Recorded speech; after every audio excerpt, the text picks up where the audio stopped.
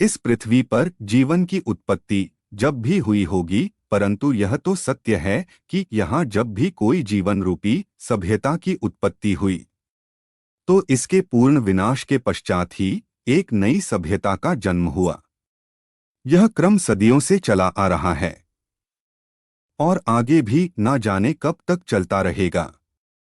परंतु नई सभ्यता अपने पूर्व की सभ्यता के बारे में जितना समझ सके वो सूर्य को दीपक दिखाने के समान ही होगा। इसी परिप्रेक्ष्य में जब सिंधु घाटी की सभ्यता ईश्वरीय ताकत के सामने हारकर अपने पतन के रास्ते पर बढ़ चली थी, तब भारत की पश्चिमोत्तर दहलीज पर एक नई सभ्यता दस्तक दे रही थी। सिंधु घाटी की सभ्यता से काफी अलग विशेषताएं रखने वाली इस सभ्यता की जानकारी हमें वेदों से प्राप्त होती है। इसीलिए इसे वैदिक सभ्यता कहा जाता है। इस सभ्यता के निर्माता आर्य थे। इस सभ्यता को आर्य सभ्यता भी कहते हैं। तो आइए दोस्तों, भारतीय भूमि पर सिंधु घाटी सभ्यता के पतन के बाद भारत भूमि पर स्थापित वैदिक सभ्यता और उसके निर्माता आर्यों के बारे में जानकारी प्राप्त करने का प्रयास करते हैं। तो वीडियो को शुरू करने से पहले अगर आपने अभी तक हमारे चैनल अतुल्य भारत को सब्सक्राइब नहीं किया है तो जल्दी से सब्सक्राइब कर लें और बेल आइकन वाला बटन जरूर दबा लें ताकि आपको हमारी आने वाली सभी वीडियो की जानकारी मिलती रहे। प्राचीन भारत के इतिहास में यह जानकर आपको हैरानी होगी कि सभ्यताओं का विकास का क्रम कुछ उल्टा रहा। ऐसा इसलिए क्योंकि सिंधु सभ्यता में जिस भूमि पर लोगों ने नगर एवं इमारतों में अपना जीवन जिया था, उसी भूमि पर अब वैदिक काल में लोग ग्रामीण जीवन को जी रहे थे। जिस भूमि से कभी देश और विदेशों में व्यापार हुआ करता था, उसी भूमि से अब मात्र पशुपालन और खेती ही हो रही थी और यही आमदनी का मात्र जरिया था। सभ्यताओं के विकास का यह उल्टा क्रम इस बात को अंकित करता है कि सिंधु घाटी सभ्यता के पतन के पश्चात उस जगह पर स्थापित वैदिक सभ्यता सिंधु घाटी सभ्यता की तुलना में काफी कम विकसित थी। यह भी सत्य है कि जब तक सिंधु घाटी सभ्यता की खोज नहीं हुई थी, तब तक भारतीय इतिहास में वैदिक सभ्यता को ही सबसे प्राचीन सभ्यता माना जाता था। पुरातात्विक खोजों से आज यह स्पष्ट हो गया है कि 1750 ईसा पूर्व आते आते सिंधु घाटी की सभ्यता लगभग पूर्ण रूप से समाप्त हो चुकी थी और इसी दौर में आर्यों के भारत आगमन की प्रक्रिया भी शुरू हो चुकी थी।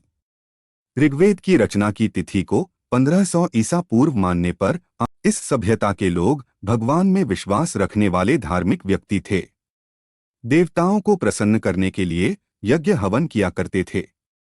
आर्य संस्कृत भाषा के शुरुआती प्रारूप इंडो लिपि भाषा का इस्तेमाल करते थे। उन्हें लिखने का ज्ञान नहीं था, अतः वे ज्ञान को कहकर सुनकर एक पीढ़ी से दूसरी पीढ़ी में पहुंचाते थे। इसीलिए वैदिक साहित्य को श्रुति साहित्य भी कहा जाता है। हम निश्चित रूप से यह कह सकते हैं कि भारत में आर्यों का आगमन 1800 ईसा पूर्व से लेकर 1500 ईसा पूर्व में हुआ होगा। हालांकि यहाँ शांति एवं व्यवस्था स्थापित करने में उन्हें काफी लंबे समय तक संघर्ष करना पड़ा होगा।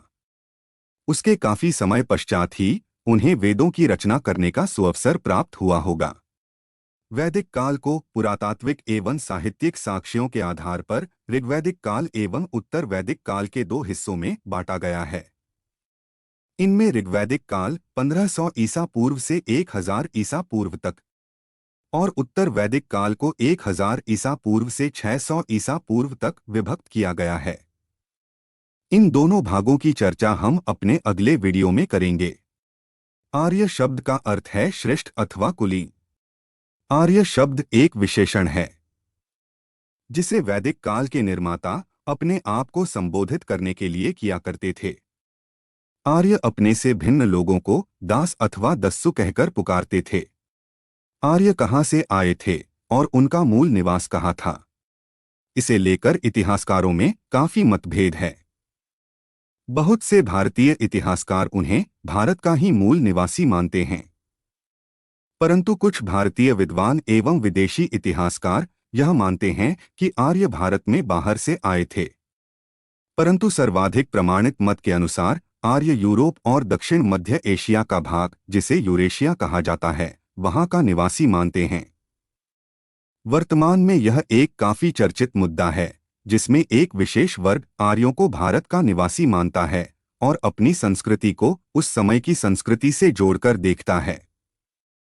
आर्यों को बाहरी का दर्जा देने वालों का विरोध करते हैं और इसे अंग्रेजों एवं विदेशी ताकतों का एक षड्यंत्र मानते हैं। दोस्तों, इसमें आपकी क्या राय है? कमेंट करके अपनी राय साझा करें। वीडियो पसंद आए तो लाइक जरूर करें। धन्यवाद।